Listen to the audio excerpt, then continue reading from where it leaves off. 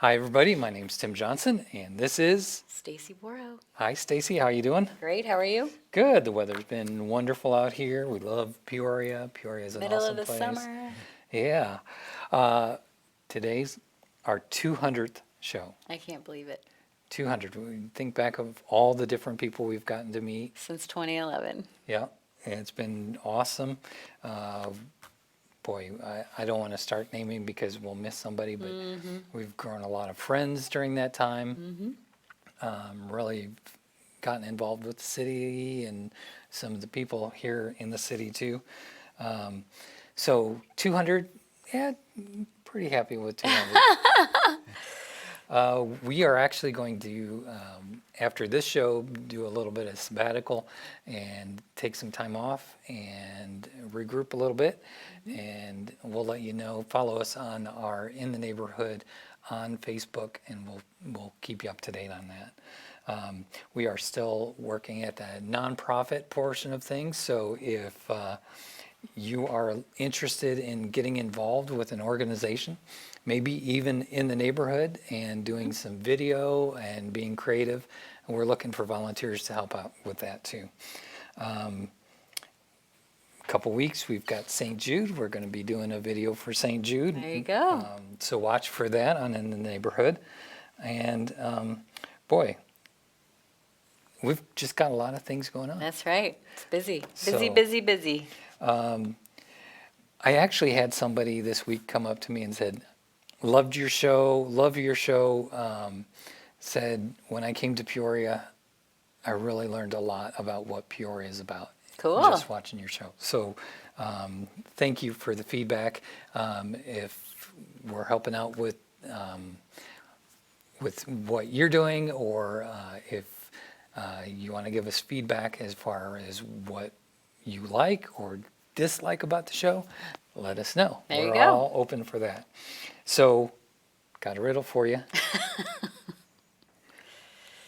What organization has teen in the name but really don't do much with teens? Guess we'll have to listen to In the Neighborhood to find out. Hi, Stacy. Hey, Tim. In Their Neighborhood is a show where we bring in people to elaborate on what exactly it is that they do in the community so that we can recruit more volunteers for them, educate about the nonprofits that we have, and really we want to connect volunteers with their volunteering vision. We have amazing organizations in Peoria that rock and make Peoria rock. That's right. Peoria is an awesome place, and if we just take the time to give back, then it's going to be that much better. Our goal is to help people that kind of want to volunteer but maybe are a little afraid of volunteering, and give them the opportunity to volunteer in an easy way and get to know the organizations before they even get involved with them. Being a volunteer hero. There you go. We're looking for volunteer heroes. Hey, we found a volunteer hero right here. That's right.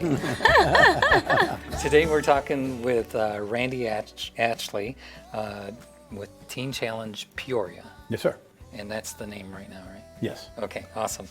They're going to be changing things up just a little bit, so I just want to make sure that we're talking the right thing. What is Teen Challenge? Well, Teen Challenge, what we represent in Peoria is a 13-month faith-based residential addiction program for adult males 18 years and older. So a bit of the misnomer about the name teen. We actually are an adult male facility. We do have 18, 19 years old, but there's no ceiling or cap on the age limit. We've had somebody in their 70s in the program before. But we deal with all types of addictions. It doesn't have to be drugs or alcohol only. It's any life-controlling behavioral disorder. But it's mostly for those that come in are for the drugs and the alcohol. But we've been in Peoria since October 2000, and our time is kind of running out right now in Peoria, but not in the area. We secured new property in Pekin, right over the bridge, next to Ray Dennison Chevrolet in Auto Row. It was a hospice facility. It is now owned by Adult and Teen Challenge, our name will be. But we should be in the next couple of months. And the building that we are currently in is it's run its course. Part of it's over 100 years old, and there's just too much repairs, costly for us. So we had to find new property, but it'll enable us to triple our bed space, what we're currently able to do. One of the significant points to that too right now, just let me stop to interject on that. In April, we had 63 applications for men trying to come in get help for their addiction. And due to our lack of bed space, for coding reasons, we're only to bring in 5. Wow. And so you know how the opioid epidemic is, that many overdose and die. And unfortunately, the 58 that we couldn't bring in, many of them will end up back in jail or prisons, which many of them come from, hospitalized or even down at the morgue. So that's just a greater need for us to expand our bed space to reach out to help as many as we can. But that is what we are and what we do. We are a faith-based model of treatment. We don't look at ourselves in a sense that we're better than anybody else. We understand that when it comes to addiction, there's no one model type that works for everyone. But for everyone out there, there's one that will work. You got 30, 60, 90 day, you got inpatient, outpatient. For us, it's faith-based. And so for those that come to us looking for a faith-based solution, that's what we have to offer with us. So we know the only way that we're going to get on top of this problem right now in society is if we go lock our arms side by side, no one organization or treatment model type in front of the other. We have to do this thing together. It's the only way we're going to beat this addiction that's going on out there right now, especially with the opioid epidemic. So you can't say that you're number one, but I mean, you guys have a great reputation for making a difference where others can't. Well, we do, and there's three key elements to that. One is the length of time. We're 13 months. Addiction, doesn't develop overnight. It takes time, and once it's in there, you don't get rid of it overnight. Now, you hear cases of some people saying they quit cold turkey, and that's great. That's probably less than 1% of those that actually get clean and stay clean. So the 13 months benefits us. To the faith-based model, we're teaching and promoting a healthier lifestyle, a way to function in society without the need to self-medicate. And the third thing is nearly every staff member are graduates of the program. So those coming in are being helped by those that actually walk the shoes of addiction, and including myself. I went through Teen Challenge 22 years ago. It's been that long now, yeah, and decided to make a career out of it. I saw what it did in my life, and I see what it's doing in the lives of the men that come through our doors. And so I don't need to be reminded where I once was, and I don't need to be reminded that hope and help is possible. So I stuck with Teen Challenge all these years. I myself been in Peoria for 13 years. I love it here. I love the people here, the climate, the culture. It's just one that really wants help, in those areas. And I just can't praise Peoria enough for making me feel home and welcome, because I'm a Californian, right? And so I had to give up that warm sun to come out for these brutal winters. But you follow God's calling on your life. This is where He brought me, and it doesn't matter where I'm at as long as I'm in His will. And this is where He has me, and we're looking for bigger and better and greater things now with our move. Because once we get into the new property, and as I mentioned, we'll triple our bed space. That's going to open up opportunities for us to get back into the schools for drug awareness. Most of the men that come in started when they're 9 to 12 years old, and we want to start educating them at a younger age, and we'll be able to do that as a result of our growth. Also, community volunteerism and outreach. You'll be seeing and hearing a lot about us in the years to come as we grow and fill the facility. So we want to give back to the community, more so than helping the individual. And we know that the individual who's struggling with addiction, it affects family, friends, and everyone around them. If you can get that one life turned around, it helps a wider scale. But not only that, what they call the generational curse. Many of them come from families that were abusers of drugs or alcohol, and many of them that come in have children. And so for them to get their lives back on track, they can actually start mentoring their children and helping them in those ways so that they don't follow the tradition of the family, as you want to call it. But it's just going to provide more opportunity for us, and we're looking forward to it. So how many beds do you guys have now? Right now, we can only house 16. Okay. Due to fire code things with sprinkler systems. Sure. And so we'll be able to triple that at the new facility. And also we'll have 10 apartments upstairs where it's at that'll be provided for transitional housing. And that's for graduates who finish, who don't go back home, because many of them are married with children. Okay. Opportunity for them. We help them with getting ID cards or driver's license, and help them prepare resumes. And then we help them with job placement. and for a period of time. And then once they feel they're stable enough, we help them back to transition in the community with housing. Because many of them that come in don't have anything when the time they come in, and they're not leaving with anything except sobriety and a new look at life. So we have to provide things for them. And so that's going to be the opportunity for us with the transitional housing. So it's going to enable us to better help the community. And right now, I was trying to do the math the other day. I went and started looking through all our records, and we do have over 20 right now that graduated over the last 3 years that are actually actively employed in the community now and being productive members of the community. So we're very proud with those numbers, and we're looking forward to do it on a bigger scale. Sure. Moving's probably got to be an expensive thing for you guys to do, especially getting that prepped. How are you raising funds to do that? Well, we're fortunate donor bases of people have stepped up to help us. We have Sunday outreach that we do that helps go towards the project, and it's been a 2-year renovation project, and we're going to get it in well under around $300,000 under budget because of the amount of volunteers helping us with the project. Wow. But I keep getting stopped multiple times during the week asking, when are you guys going to be in? When are you guys going to be in? And I wish I could tell them, hey, we're in. But we're probably 2 to 3 months out. We're getting ready to start the finishing touches to it, so it's going to happen soon. It ended up being a complete building renovation. There were so many things that we discovered that was wrong with it along the way that we had to stop and fix. So once we're in, we shouldn't have any issues with anything for a while. We're going to keep our fingers crossed on that. But donors have helped us tremendously, and that goes a long way. So it lets us know that our family of believers that believe in Teen Challenge and that also believe our mission in helping those is a wider scale than we've originally thought. So it's very heartwarming and humbling to know just how big our family is. Yeah. Do you guys have churches that are alongside of you right now? Oh, absolutely. Oh, yeah. And I don't want to start mentioning them and leave somebody out. You know what I mean? Not just one. Right. Our monthly support, there's probably over 100 churches overall that will do something at least annually for us. And our Sunday outreaches, we go to over 40 different churches a year. So we spread around, and it's great for awareness, for resources, for those that we can get referrals in from that too. And speaking of referrals, that's one way we get them. Another way is through random searches on the internet, but one of the big ways is through the legal system, because as you know, that lifestyle generally warrants arrests. And so we have a number of people that come through that are on probation or parole, facing legal issues. Our director of operations, Joe Rogers, he has done a tremendous job at working with the courts and probations and attorneys. And so if you have a loved one that's hurting, man, give us a call. You guys, you're going to be in the right place, around the right people to give them the greater opportunity to try to get them into the program.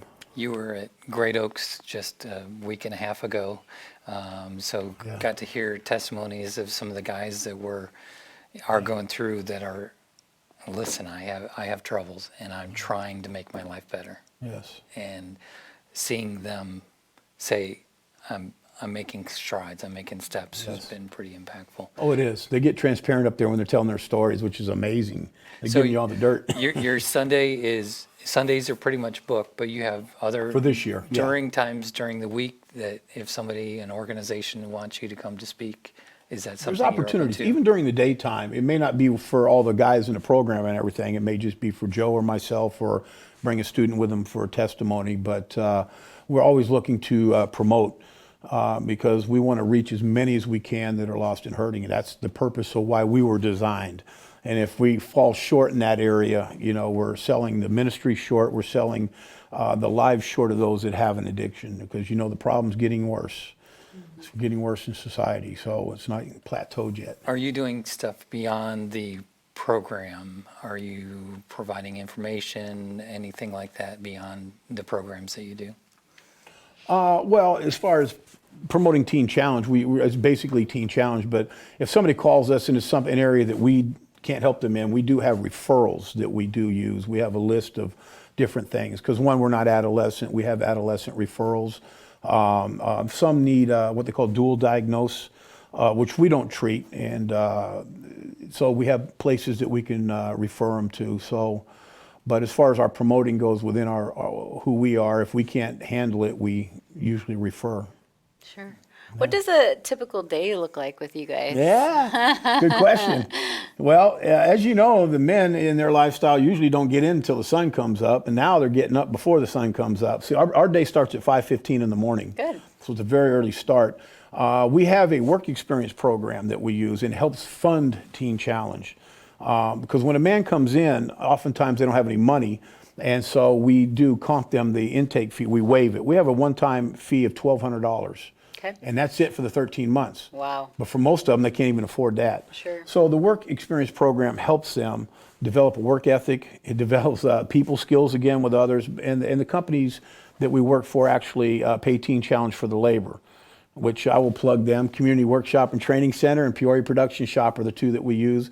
Okay. And we also have one over at the cemetery in East Peoria that we're using now. But so it's a win-win situation, and many of them, that's the companies that will hire them upon graduating of the program.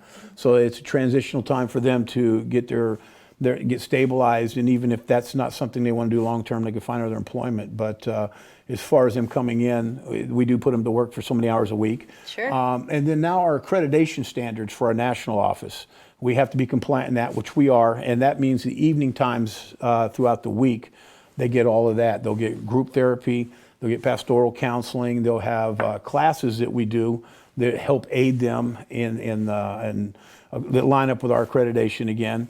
And there's rec night, because they have to exercise as well. And so they have a very busy schedule, and it ends at about 9:15 at night. So, and they're back at it 5:15. That's the Monday through Friday. Saturdays are family visits, so when they come in, they have to be in a 30-day period, and then they can have family visits. So we promote heavily family to be a part of the process of them getting their lives back on track. Sundays we go to the churches, and really they relax after that. So they get a little bit of relaxation on the weekends and back hard at it during the week. And they're just a tremendous group of guys when they come in. They understand what's required of them. And the staff helps guide them through the process of, because we get them right there at their worst. They're coming in off the streets, so they're very undisciplined and don't tell me what to do, and you deal with all of that. But by the time they finish the first 4 months of the induction phase of the program, they're so far along and so far removed from where they once were. So that's about a typical day will look something similar to that. Mm-hmm. There's prayer time and devotion time in the evening as well that we incorporate as part of our programming. Wow. What kind of volunteer opportunities might there be? Well, currently not many at the new center because we're downsized, ready to move. And once we move, there could be opportunities. The thing would be to call our facility at that time to see what might be available. We do have a lot of volunteers working right now at the new property. There's a lot of skilled labor that's volunteering their time, contractors, and once again, if there's somebody out there that might want to help in the process of getting us in, to call the number, ask for Joe Rogers. He's the project manager over there. He knows exactly what needs to be done and the fit that they could have on there. But currently right now, the volunteers we're looking for basically just for the completion of the renovations. And once we start growing and building the program, then there will be more opportunity that we can use volunteers in different capacities. What is the phone number they can call? The phone number is 309-673-3716. Okay. So do you have some fundraisers coming up? We have a big fundraiser coming up, our annual banquet. Thank you. It's going to be Tuesday night, September 24th at Peoria Civic Center up in the ballroom. This will be, I think, my 14th banquet, but it's a great event. The community comes out. We, have very good turnouts for that. A very diverse crowd that comes in, not just church people, but business people, community people come out and share the evening of what we're trying to do. And this year we're not outsourcing a speaker for the first time. We're going to go with a musical guest, Colton Dixon. He was on season 11 American Idol finalist, and he will be performing during that time, acoustic with him and the piano. Wow. And so it's going to be another great evening. And all the proceeds from that night go to further our work in ministry and bringing healing, hope, and health to the community. So you can get tickets. Thanks for asking. TeenChallengePeoria.org, our website. You can get them online or call the center at 673-3716. We'd love to see you come out. We'd like to see first-time people come in for the exposure and just to let them know that, hey, we're here and we mean business and we're not going anywhere.